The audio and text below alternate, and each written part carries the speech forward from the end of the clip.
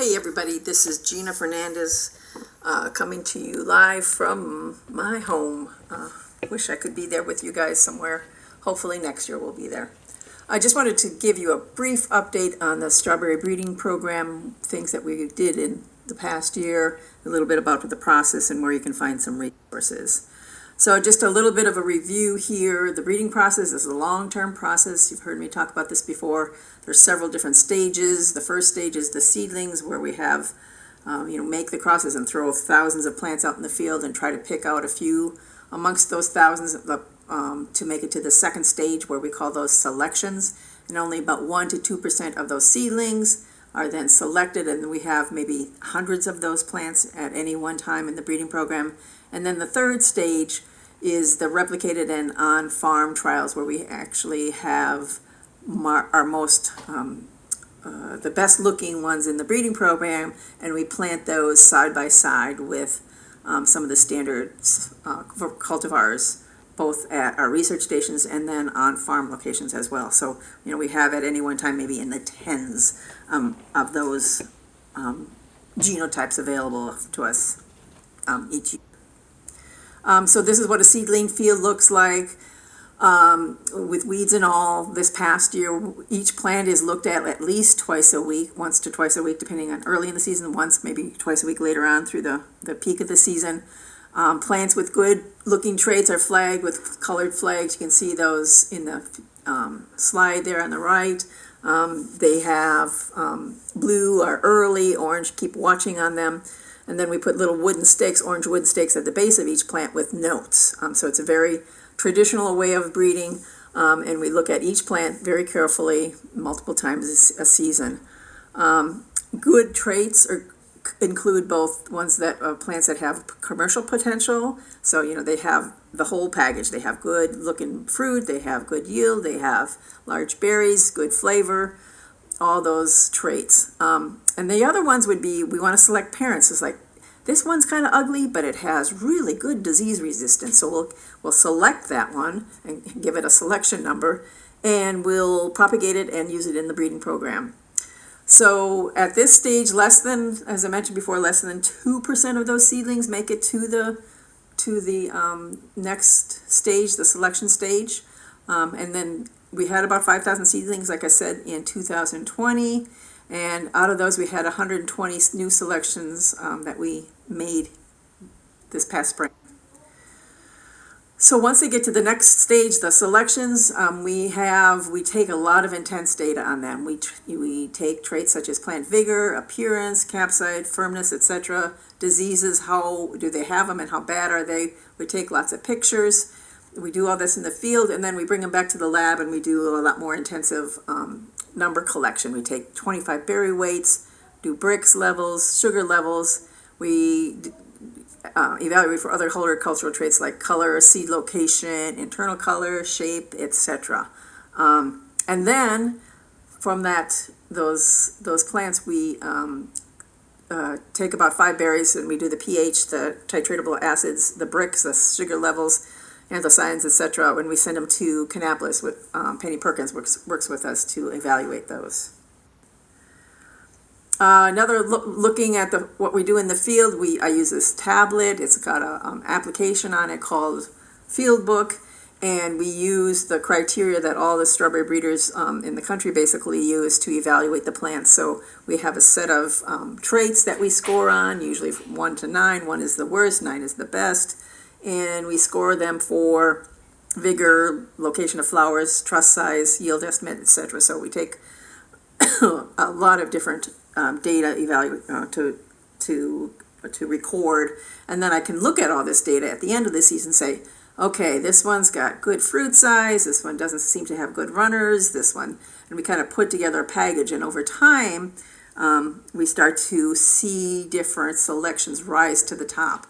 And those ones that we rise to the top, we'll take it to the next level. And then some of those berries, this is what we do in the field. Usually we would do all this evaluation at the research stations in their field labs. This year we did it in our garage. And there was my daughter there helping me evaluate them. She is a student at ECU not at all interested in agriculture, but she really thought it was fun to look at the different selections, and she started to know, okay, I like this one right here. This one, where's that one? Where's 23? So that was fun to have her be involved on that one too, and she's very organized too, so she kept me organized. And so we evaluated all those traits too, and looked at like appearance and firmness and skin toughness. And so I actually had my family evaluate all these traits as well.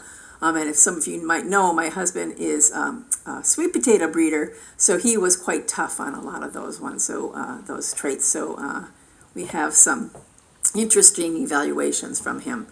That was interesting conversations. Anyway, so next season, we'll continue on. Even though we had this pandemic, we were able to do quite a bit of data collection and do all our crossings with proper social distancing. We do have more seedlings coming. We have those 120 selections that we made last year. We'll be putting most of those. We did have some die actually through the season due to mostly to diseases, but that's good because we want to eliminate anything that's not disease resistant. And we're going to put those in replicated trials at 3 different locations in the state. We continued making crosses in the spring, and we're actually going to be planting next week, or this week and next week, at the different locations. We also are making progress on our anthracnose screening with markers with Guillermo Chacon. We weren't able to do a lot of the wet lab work, but he did a lot of the bioinformatic work using some very highly sophisticated statistics and mathematical programs to try to narrow in on those genes that we feel are responsible for those anthracnose. They're called QTLs. So this is a little look at some of the selections we made in 2019. You can see a wide range of shapes and colors and sizes. And these are some of the ones that we liked. This was all on one day, so maybe some of those in the lower right-hand corner have a few less berries, but that was just that they hadn't come into production yet. So you can see we have some interesting 19 selections coming along. I think the ones that we like right now is 22, 23, and there's a 15 and maybe 16 or 17 as well too. So stay tuned a bit. Here's a couple of 18s and some 17s, and even we had a couple of entries from New Jersey. They generally don't perform well here, but they have really good flavor, and we are using those in crosses with New Jersey's permission to use those. So it's a different flavor too than what we have in most of our breeding material. And if you want to take a look at some of the data in depth, we have it all posted online. You can just Google strawberry portal NCSU, and then you'll come to this portal, Strawberry Growers Information, and then you'll see this breeding data trial data online. You can click on that. Now I'm going to click here real quickly, and it's not letting me take it there. I'll do it over here. Anyways, just Google that, and it will take you to the data. And you will be able to look at the data from all the past years.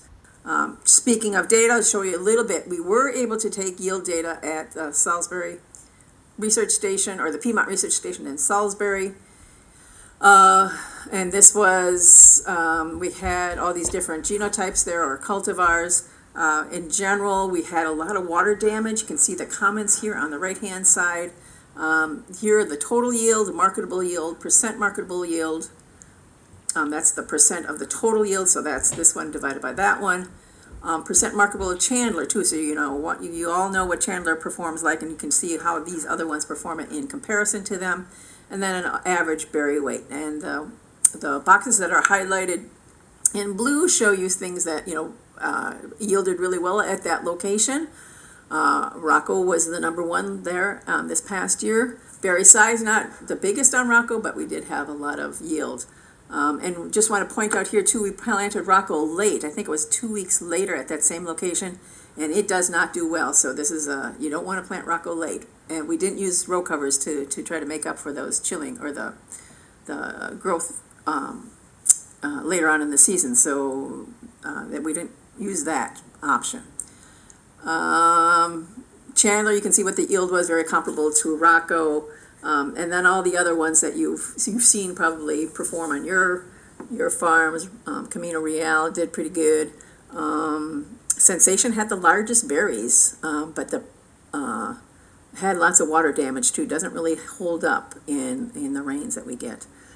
And you can look at the other ones as well. So see those two New Jersey entries that we have, pretty low yielding, but they have a nice appearance or a nice flavor. So they're not ones that we're gonna say they're adapted here, but they'll be good to use in the breeding programs. All right, just want to give you a little overview of what we've done since I started here. So I officially took over in 2016. The previous breeder left in 2014, but there was some time where we weren't sure what was going on, so I was holding on to the germplasm, making things keep turning along, and then 2016 said, okay, it's mine. So since then, we advanced those two selections that were later called Liz and Rocco. We tried those at various research stations and at 6 different states, including 7 North Carolina on-farm trials. So we did quite a bit of testing of those two. We increased the number of seedlings that we evaluated from a couple hundred each year to up to 5,000 last year. We are making more selections now. At the first, we just made a couple of selections in the early years because we didn't know the germplasm real well. And then this past year, we had over 100 selections.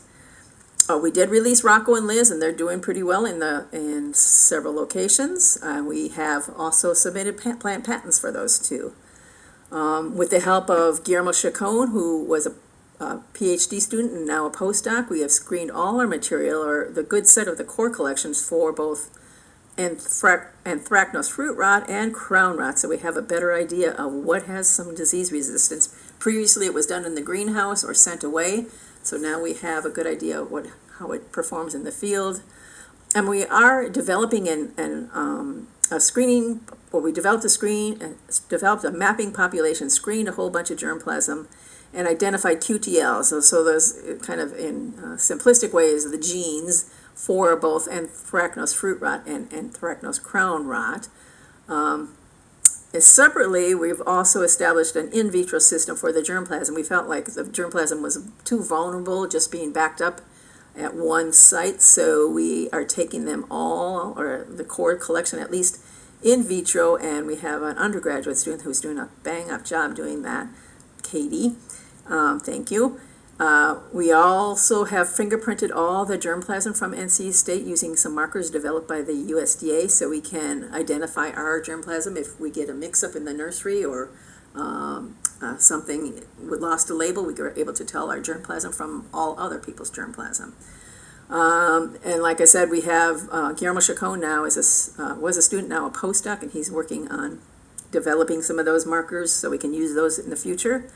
And we have, in this past few years, trained at least 5 undergraduate interns in our program and various components of the strawberry breeding program, and they have gone on to do some great things. And these opportunities are always good for them for getting their next jobs.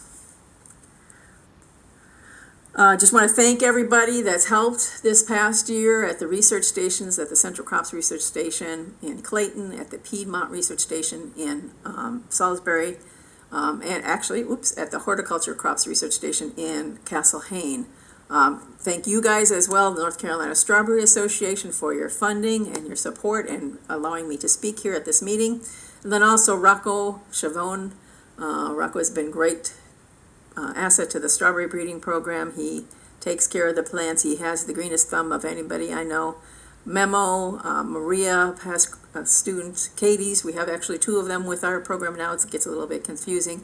Keegan, Kylie, Brianna, and many others. So with that, I'm going to sign off. If you need to get a hold of me, you can contact me at Gina_Fernandez at ncsu.edu.